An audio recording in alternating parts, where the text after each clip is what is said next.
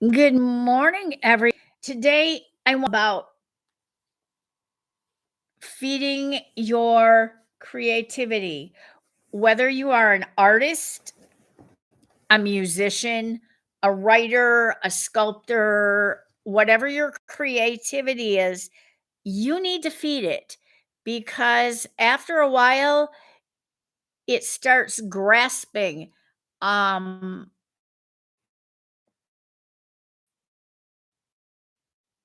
for ideas. And if you don't feed it ideas, you're in trouble. One of my favorite writing um, people, and I have several of her books. I have The Artist's Way, The Artist's Date, The Right to Write, and The Sound of Paper. But I have like four right now, three that I'm reading that I can't grab this one.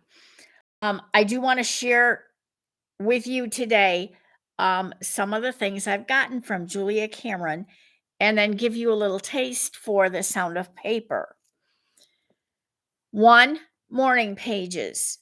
Do them faithfully every morning.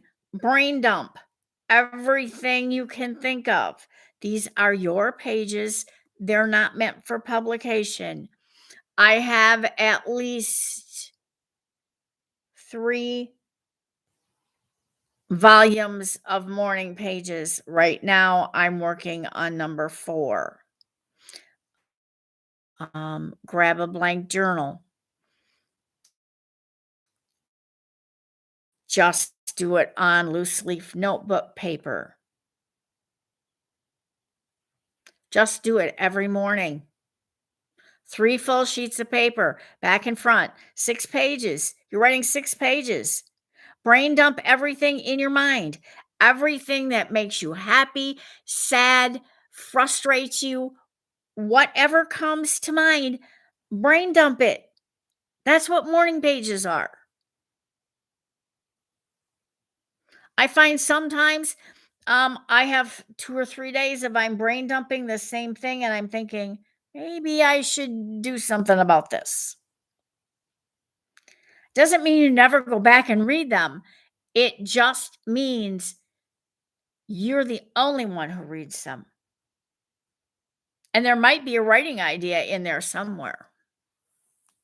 So, in The Sound of Paper, I encourage you to read the introduction before you start the book.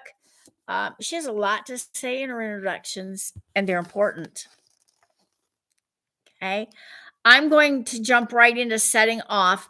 It's 4 pages, and it will explain the writing prompt today. Maybe before I jump in, I should tell you about artist dates. Pick one day a week and allow yourself time to go to a museum, um, visit a nature sanctuary, go to a park,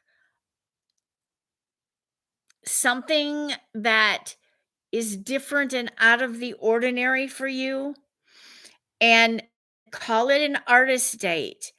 Take your little notebook, jot down the sights, the smells, the sounds. How does it make you feel? Are you playing hooky from something? Just give yourself an hour and go and explore. Be a tourist in your own town.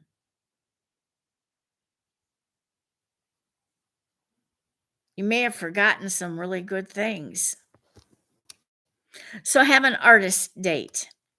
Now, for The Sound of Paper, starts with setting off. It is a bright and chill early spring day. The air is crisp, but the earth is insistent. In Riverside Park, jonquils are in bloom. Everywhere they are sheltered. On a slight and unshaded hill, purple crocuses places, bushes sprout tiny buds, some green, some reddish brown. The distant trees are misted by the light and needling. It still feels like winter, but spring itself is positive and determined. Something is afoot, and it is festive and uncontrollable and undeniable. Just wait and see, it says. But who wants to wait? Spring invites and invokes curiosity. Mine has been insistent and pushy as the not to be denied buds. This afternoon, scratching an itch, I took an artist date. I went to the Museum of Natural History and walked through an exhibit on pearls. My fellow viewers were as interesting as any of the glassed in exhibits. There were fine old ladies, alert as tiny songbirds. There were sturdy, bespectacled, teacherly types peering owlishly at the fine print. There were misplaced shoppers strutting like peacocks, fingering their gaudy modern clothes and gazing at the past century's finery.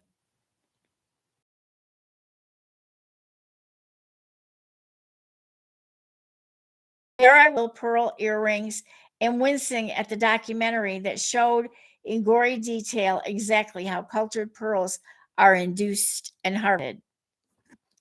As is often the case, I stick my nose into things I learned more than I bargained for. What I am after is enough to set the writing gears going, which may not be very much. Sometimes just a pinch is irritated by an invasion of some disturbing intruder into its closed shell. An infinitesimal shrimp may get caught in an oyster and become the tiny intruder around which the pearl is built. A grain of sand may be slight, but not too slight to cause a pearl to form. Pearls are layers and layers of soothing nacre. Nacre? Intended to insulate the delicate mollusk from the irritation that has abraded it. At root, a pearl is a disturbance, a beauty caused by something that isn't supposed to be there, about which something needs to be done. It is the interruption of equilibrium that creates beauty. Beauty is a response to provocation, to intrusion. How like art, I catch myself thinking. Up. Spark like art must be catalyzed. And we, unlike the mollusk, can invite the disturbance that provokes us into art. Lately, I am trying to provoke myself into art. At the least, I am trying to provoke myself into writing. I spent a hard winter writing and rewriting a difficult book. That book, which may have turned out well after all, left. I doubted I would ever have another book. I thought after 35 years of writing that maybe it was time to stop, that just maybe I had written enough and a little more than enough by at least a book's worth. I wasn't exactly in despair. That would have taken too much energy. I was in cynicism, which is despair's more torpid sister. Cynicism lacks real conviction. it doesn't like the game as it's being played, and so it spoils it. At the bottom, cynicism is a cheap and shoddy response to life we are afraid to love because it might, for a time, be painful. My writing life for a time had proved painful. And so I wanted a way to wiggle out of it and have some other life. Exactly what? I wasn't sure. Let me tell you how writing snuck back in on me. First of all, I write daily. I do 3 pages of longhand morning writing, whether I am writing my real writing or not. The pages are not what I think of as writing, they are more my wake up call, the pen to the page that sends me into my day, with that day somewhat prioritized, or at least freed from the gripes of yesterday. So the 3 pages begin sliding toward 4 pages and then towards 5. This happened with disturbing regularity, and it happened because I wasn't writing except these pages.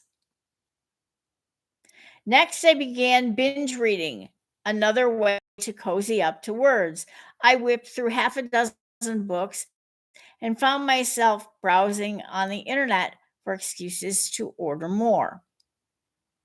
Before I knew it, I had spent $300 on books, waited for their arrival, same day delivery here in Manhattan, like a ravenous dog. No, I wasn't writing, and I wasn't going to write. I was just going to nose around a little and see what my other writer friends were up to, see if any of them still liked writing. One of them had told me not a month earlier that she had sworn off. Was she still on the wagon? I wondered. Or had words started to have their way with her again? Was she staggering to the page thing? Nothing gets a writer more off center than not writing.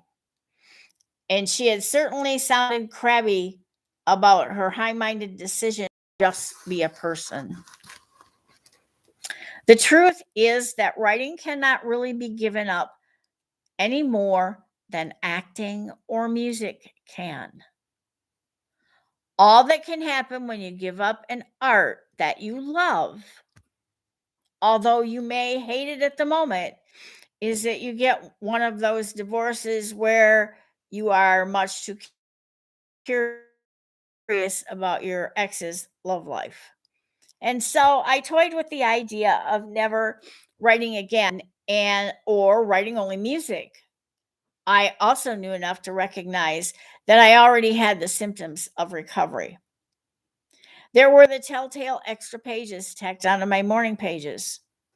There were the stacks of books, all filled with words, glorious words, piling up next to my bed like a delicious mound of mental lingerie. There were those snoopy calls to other writers to see how they were doing with swearing off their affliction. Do I need to tell you what my on the wagon friend was writing again? Just a little bit. Have you guessed that I am writing just a little too? I am. And my excursions are intended to help me spill words onto the page a little more easily and happily. I have learned that if I take my artist on a date, it responds like any other sullen romantic interest. After a while, it stops sulking and talks to me. It has ideas to share, and so, like spatting lovers meeting just for a moment, it shares a coquettish thought just to get me interested. It asks a question that sets me to thinking, and soon, there we are at it again. It has occurred to me that a book of questions is a conversation that I would enjoy having right now. I can feel myself being coaxed out of hiding and into real dialogue. There are a great many questions I am often asked about creativity, and I have many ideas about how exactly they should be answered. Hence, this book, a creative troubleshooting guide for those their who have been put off their creativity. Okay, she talks about an artist date. I mentioned that earlier. She went to the Museum of Natural History. Of course, she lives near the Museum of Natural History, and it's not a big thing for her. What do you live near? Now, I live near a small museum, Battle of Mill Springs during the Civil War, in which the Union had a victory, even though it was outnumbered.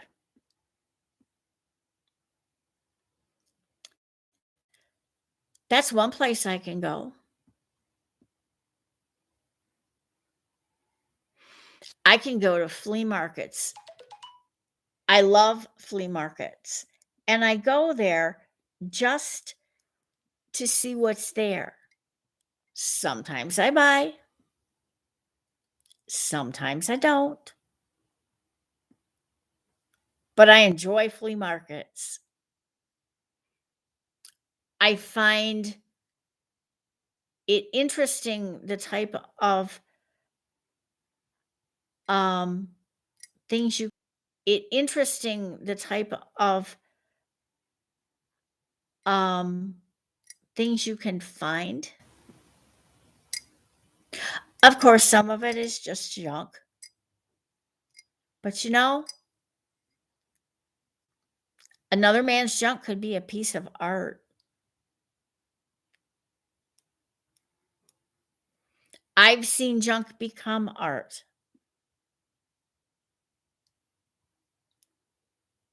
I like hiking through the woods. Sometimes I just have to go out my back door.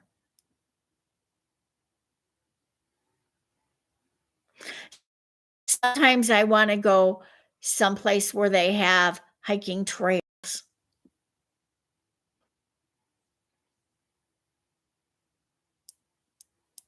Sometimes I like to go look at art,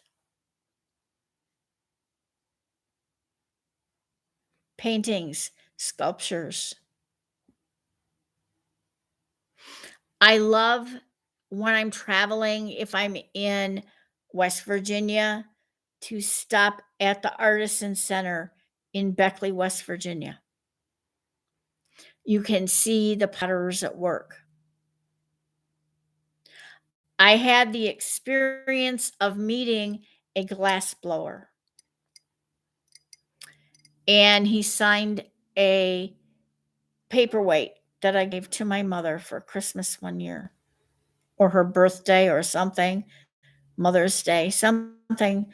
But I gave it to my mom because she collected signed paperweights, not just any paperweight, but a signed paperweight.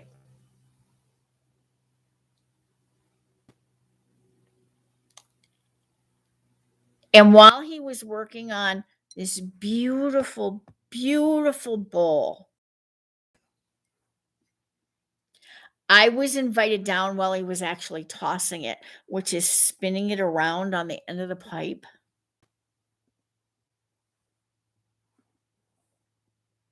It was amazing, but it's something I won't ever forget.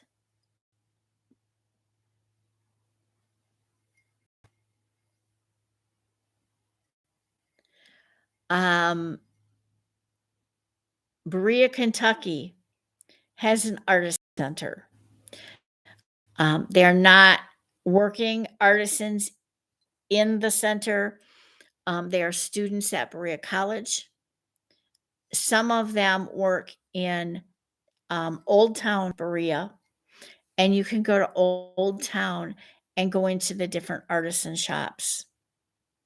And I met a marvelous lady who was weaving on looms of different sizes, and her work was gorgeous.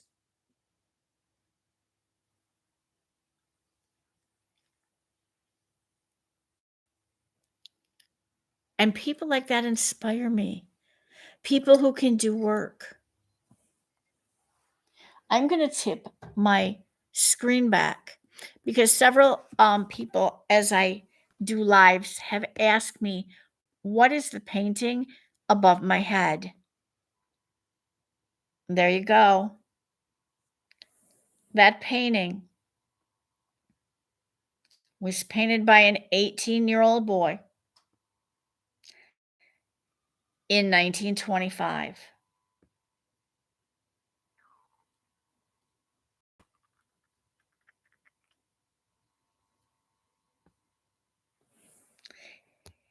It's off the seas, off the coast of Cornwall, England, and those are fishing boats. And if you could see real closely, in this corner here, there is someone in the water,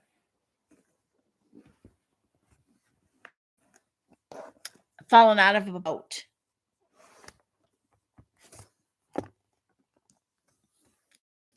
That 18-year-old boy grew up to be my grandfather. So this is a piece of art I cherish. But I also cherish the finger painting that my granddaughter did when she was 3.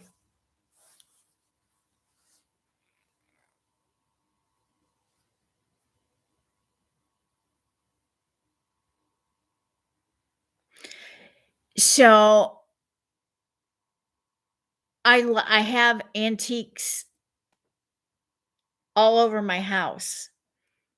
Um, I don't know where it started that I started collecting them, but I have them. I know where my teapot collection started. It started with a little tiny 1-cup teapot that has zigzags around it in gray. But it came from my great grandmother. Her sister, Florence, my great aunt Flo, gave this to her sister when she left England in 1922 with my grandfather and his sister and brother.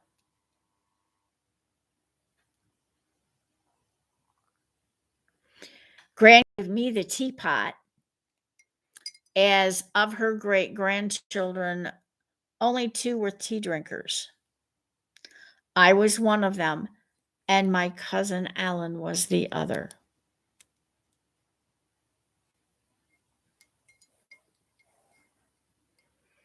But Gran gave me her 1-cup teapot, and I have collected teapots to the point where please don't buy me a teapot. I have no more room for them. I have filled a corner hutch. I have pretty much filled a huge dining room hutch. I have a corner shelving unit there, a corner shelving unit in my kitchen. In fact, this corner shelving unit is moving to my guest room. And I am putting a little bit larger one in the corner so that I can put more things on it. I have teapots still in boxes from when I moved in. That'll be it'll be 3 years ago. Oh, on Halloween. I have no place to put them. I'm working on it, and as I clear things out and get rid of things, including the things that just arrived in April, that I had to make room for, and I have to, redo my living room to make it a little less inhospitable. As things get cleared away, yeah, there'll be room. I'll make room for my teapots, and they will all be on display. So, art is everywhere. Take an artist date. Go fill your head with ideas. People watching. Oh my gosh. Sit in a mall and people watch. That in itself. Anyway, the writing prompt for today 20 magazines with pictures. Um, National Geographic's a good one. But anything that's got pictures, purchase a large piece of poster board and some glue. Poster board is like 50 cents at the Dollar Tree. Try there first. Supply yourself with scissors and some tape. Set aside 1 hour. 1 hour, no more. For the first half hour, so 30 minutes, you're just going to tear out images from magazines that actually make you feel something. They speak to you. We're not analyzing why, we don't care. We just need to know, I want that image. That image says something to me. It's calling my name. For the second half hour, you're going to trim and paste your images onto the poster board. You're making a collage here. So you want to look at what goes where. Then what you're making is an image, a portrait of your consciousness right now. That's what your consciousness is telling you right now. What you see in your collage might surprise you. It might delight you, or it may alarm you. Seeing is believing, and one picture is worth 1,000 words. Now, using words, take to the paper and describe your personal discoveries. What discoveries have you made about yourself, about your thoughts, about where your mind is right now? Right away. Let it all out. See you tomorrow at 10. Happy writing.